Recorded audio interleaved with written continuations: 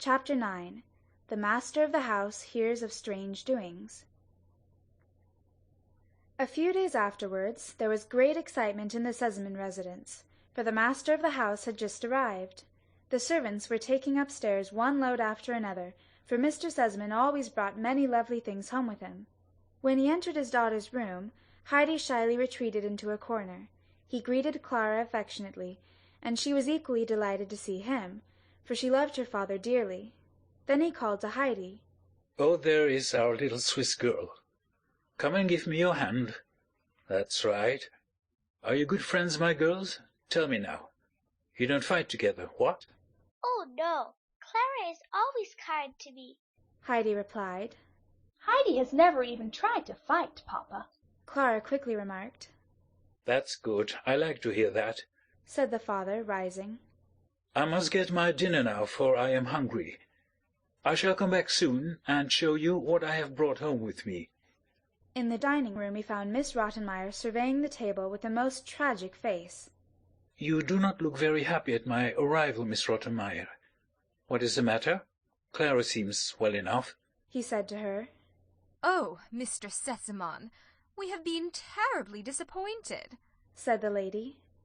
"How do you mean?" asked Mr. Sesamon, calmly sipping his wine. "We had decided, as you know, to have a companion for Clara.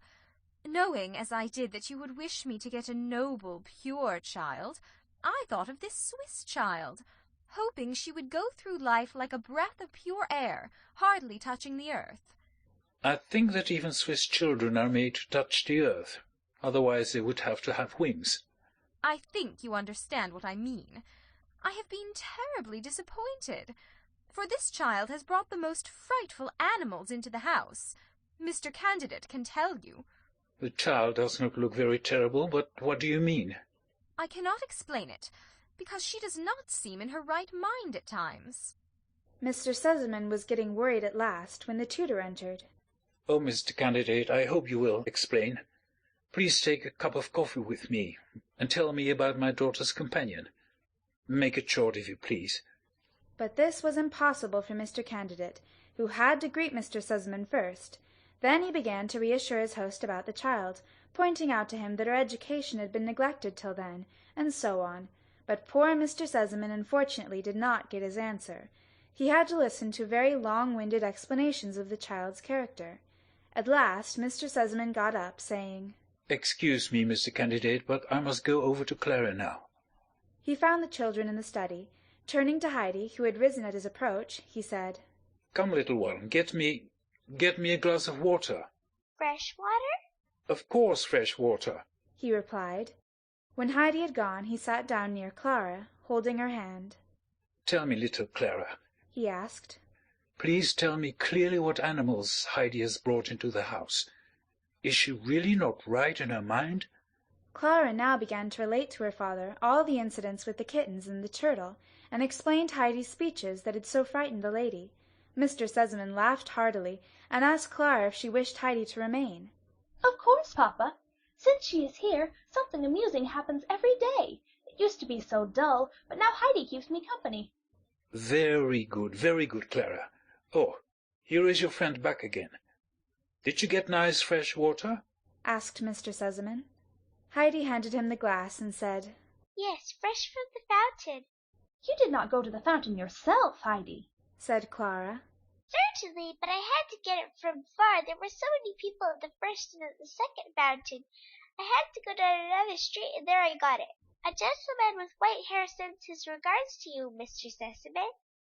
Clara's father laughed and asked, "Who was the gentleman?" "When he passed by the fountain and saw me there with a glass, he stood still and said, 'Please give me to drink, for you have a glass. To whom are you bringing the water?' Then I said, 'I am bringing it to Mr. Sesamon.' When he heard that, he laughed very loud and gave me his regards for you, with the wish that you would enjoy your drink." "I wonder who it was. What did the gentleman look like?" "He has a friendly laugh and wears a gold pendant with a red stone on his thick gold chain. There is a horse head on his cane." "Oh, that was the doctor," doctor," exclaimed father and daughter at the same time.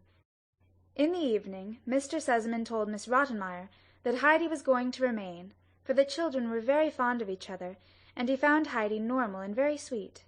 I want the child to be treated kindly, Mr. Sesemann added decidedly. Her peculiarities must not be punished. My mother's coming very soon to stay here, and she will help you to manage the child, for there is nobody in this world that my mother could not get along with, as you know, Miss Rottenmeier. Of course, I know that, Mr. Sesemann, replied the lady, but she was not very much pleased at the prospect.